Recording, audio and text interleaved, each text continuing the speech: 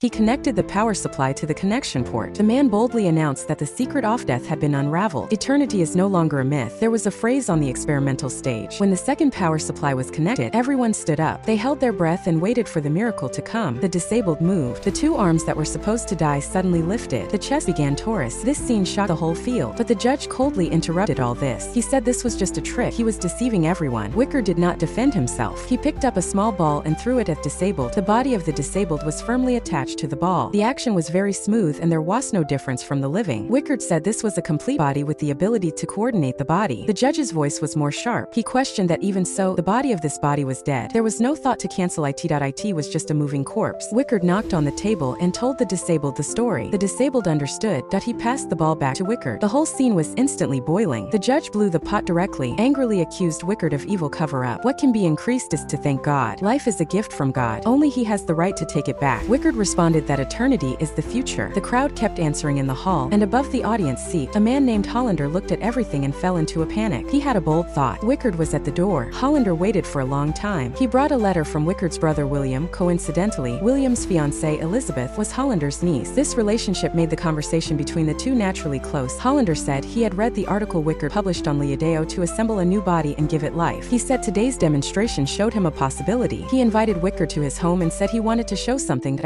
it was a complete lymphatic system attached to a huge wooden board. A layer of glass came down from the real body. Blood vessels, nerves, limbs, blood vessels. This is the key point he has been looking for. Hollander looked at him and spoke slowly. He said he was willing to fully support this experiment and didn't ask for anything else. He just wanted to observe the records and that's all. Not long after, William brought Elizabeth to visit. Wickerd fell in love with her, but Elizabeth eventually refused her. Hollander's support came quickly. He gave Wickerd when Wickerd saw the building for the first time. He felt a kind of call. At the moment he stepped into the castle, he knew this was where it all began. Hollander still said, "What do you need?" Despite the opening, Wickerd listed the list. 4 large exchange batteries, a pure silver shrink-wrapped lightning needle system, and a pure silver-made operating table. Each result of the lymphatic system is marked on it, as well as the new body. He went to the execution ground, spent a lot of money to buy a few dead bodies, and put them in the lab after the body was assembled. But there was always a problem that could not be solved. Until one day when he took a shower, the inspiration suddenly came. He changed the location of the battery to the top of the lymphatic system. The body had a reaction in an instant. Wickerd knew he had found the key to life. The outbreak of the war also gave Hollander a chance. He bought a large number of bodies from the battlefield. Wickerd went to the village in person and carefully selected them. Finally, he put together an ideal composite body, and those useless parts were thrown into the sea directly through the pipe. He installed the pure silver device on the body's chest. Everything was in order. Suddenly, lightning struck outside the window. This was the moment he was waiting for. Maybe only the power of lightning was worthy of eternal life. The opportunity was precious. Wickerd pulled the huge body into the hall. Let him stand upright. The battery's power was not enough. He had to borrow lightning. He needed Hollander to witness this moment, but Hollander hid. He asked Wickerd to help get the medicine from the crutch. Until then, Wickerd could see Hollander's haggard face. Brain drain. Time is running out. Hollander no longer hid. He begged Wickerd to use this experiment to give him a new life. No, but the porcelain broke. Hollander's hand slipped from his fingertips. He fell down eventually. Wickerd was still there. After a while, he rushed down the stairs. Hollander was lying on the ground and out of breath. Time was running out. Wickerd picked up the lightning needle and quickly installed it on the top of the tower. The switch was turned on. The lightning needle went up to the center. It was facing the body down there. Now all he had to do was wait for the lightning. Suddenly, the sky shattered. The moment the lightning struck the lightning needle, the white light swallowed everything. The current flowed down the hall along the Silver Island line. The battery in front of the body's chest was filled with energy like a flood. After the battery was saturated, the ripples continued to go deeper. He collapsed and hit the cold chest with his fist over and over again until he ran out of strength. Disappointed, he lied on the bed and went to sleep. In his dream, the angel came to life when he was a kid. When he opened his eyes, Wickerd saw a figure standing by the bed. It was the body. Fear caught him in an instant, but suddenly, he found the body imitating his actions. He raised his hand, turned his head, and blinked. The body was learning. Wickerd walked to the window, opened the curtain, and the sun came in. The body retreated backwards and covered his face with his arms. Wickerd whispered, "Don't be afraid. This is the sun. Can give you energy." Until then, Wickerd's monster was officially born. Wickerd told him his name. The monster learned to say the first word, Wickerd. This name will become the most important symbol in his life from now on. The creator, the master, the only connection he didn't know yet. All the sorrows in the future will be entangled with this name. Wickerd began to teach him more words. His face was full of worry. He was like an artist who saw the work and asked about it, but for safety, he still put on the monster's gloves. For the monster, everything around him was new. Wickerd walked out of the basement, but he was suddenly confused. He didn't expect the experiment to succeed. He didn't even think about what to do next. A few weeks later, the monster's power quickly increased. Wickerd found that he didn't have much to teach. He brought the monster to the mirror. The monster saw his face for the first time. Zhang Pingji's ugly face rang the doorbell. Wickerd was nervous and happy. He was eager to share this result, but Elizabeth was standing outside the door. He was anxious to see his uncle or Rand. Wickerd could only shift the topic and led William upstairs. Elizabeth wandered around alone. She came to the basement and saw the monster. At that moment, their eyes met. There was no fear, no hatred, but a strange feeling was full in the air. It was like a love at first sight. The monster had a natural fondness for this woman. Wickerd understood everything from Elizabeth's expression. He came to the basement and introduced the monster's body to the two people. Elizabeth was strong, perfect, and capable, but Elizabeth said she shouldn't lock her up here. She took the initiative to come forward and communicate with the monster. Wickerd saw a kind of indescribable emotion in her eyes and heart. At a night, Elizabeth walked quietly to the basement with a lamp. She couldn't stop her curiosity for the monster. That night, the monster learned to say the second word. Wickerd opposed their meeting. Elizabeth said she could feel the monster's pure soul. After the conversation, Wickerd felt very uncomfortable. He took an iron rod to the basement and tightened the chain tighter. He mocked the monster and said he was just a monster. The monster had never seen such a Wickerd in anger. He bent his iron rod and shouted Wickerd's name out loud. Wickerd was scared. He found William and told him about Holland's death. William was shocked. Wickerd begged him to take Elizabeth away and didn't let him know the truth. William pretended to have something to do at home and took Elizabeth away from the castle. Wickerd turned around and went upstairs and began to spread rumors all over the castle. He looked at the monster and said, "If I say something nice now, maybe I can still live." The monster stared at them coldly and said a name. Wickerd didn't hear the answer he wanted to hear. He lit a match and threw it into the fuel. The fire spread instantly. The monster was locked in the basement. The fire spread from all sides. Wickerd walked out of the castle. There was a monster's scream behind him. He shouted again and again. He was shouting Wickerd's name, that it wasn't a name, but a call for help. Wickerd stopped. He turned around and rushed back to the castle. An explosion happened as soon as he opened the door. The shock wave threw him out of the castle. His right leg was blown off on the spot. Then the whole castle was in flames. Not far away, Elizabeth and William arrived. They happened to see this scene. The basement was deep. The monster's scream was still echoing. He looked at the flames on his head. All the flames burst out. The chain broke. Wickerd fell off at the last moment when the castle was completely destroyed. He jumped into the sewer. The flames behind him were chasing him. Soon the castle turned into ruins. Fortunately, the monster fell into the sea. His body sank. Not long later, he woke up on the shore. He stood up and twisted his neck a few times. He started to walk away from the castle to a strange world. The monster walked alone in a strange forest. Not far away, a deer was bowing its head and quietly gnawing at the leaves on the ground. The monster stopped and looked at him. That was the first time he met a life that wouldn't attack him. He carefully leaned down. Like a deer, he also took a few leaves and put them in his mouth. It tasted good. The deer looked up and looked at him. It didn't seem to be in danger. There was a glimmer of tenderness in the monster's eyes. This is the first calm he felt after he came to this world. He and the deer shared the bitterness of this forest together. Suddenly, a gun shot through the forest. The monster turned around. Two men with guns appeared on the hillside. When they looked at the monster's face, they aimed the gun directly at him. The bullet hit the monster's body. The monster covered his wound. He turned around and ran into the dense forest. He didn't understand why he was just eating leaves but was being chased. After escaping the chase, he felt a chill on his body. It was raining outside. The monster hid in an abandoned house with a gun. He slumped in the corner and fell asleep. When he woke up, there was the sound of a horse. The monster climbed to the door. He looked out carefully. It was the two people who had chased him before. They were still talking about the missing wild man. The monster held his breath and hid in the dark point. One of the old men with white hair caught his attention. He was a blind man. He always played with his granddaughter gently. The old man would hold a picture and patiently teach his granddaughter to know this world. The monster was next to him and quietly learned that he had a thought in his heart. How nice it will be if he could blend in this family. Maybe he could be treated gently like his granddaughter. The next morning, when the family woke up, they found a pile of firewood at the door. It was enough for them to spend the whole winter. The old man said in surprise that it must be the forest spirits helping them. The monster hid far away and looked at their happy smiles. He never felt satisfied. That's how it feels to help others. Every night after that, the monster would do something for the family quietly. He built a huge farm. The family thanked the forest spirits from the bottom of their hearts. But a few steps later, the farm welcomed the first group of enemies. A group of hungry wild men stared at the farmer's eyes. The farmer raised a gun and fought fiercely with the wolf pack. The gunshot rang in the middle of the farm. The wolf pack was soon driven away. But this violent scene left the monster with a scar in his heart. He remembered the experience of being hunted down. That kind of fear was on his mind again. Although the wolf pack was driven away, the farmer suffered heavy losses. In order to reduce the loss, they decided to drive the rest of the sheep to a market far away. Only the old man decided to stay and guard the house. The monster finally had a chance to approach the old man. In fact, the old man had already found the monster hiding in the cabin. As a blind man, he could feel something more clearly. The old man reached out and gently touched the monster's face. He could feel the fear in his heart. The monster made a low voice. The old man laughed. He said, "I can feel your kindness," as though he was very willing to be friends with the monster. The monster and the old man had a peaceful and happy time. The old man would tell him stories, teach him to read and write, and tell him the beauty of this world. The monster felt for the first time that life could be so warm. But after a long time, the monster became interested in his identity. He wanted to know who he was. Why did he come to this world? Under the guidance of the old man, the monster remembered the burning castle. He decided to go back and see. With a vague memory, the monster returned to the ruins that in the collapsed stone block. He found some yellow manuscripts and finally knew his origin. But the truth was horrible. In the last page, page he found a photo. The person in the photo is called Wickerd. That's the one who created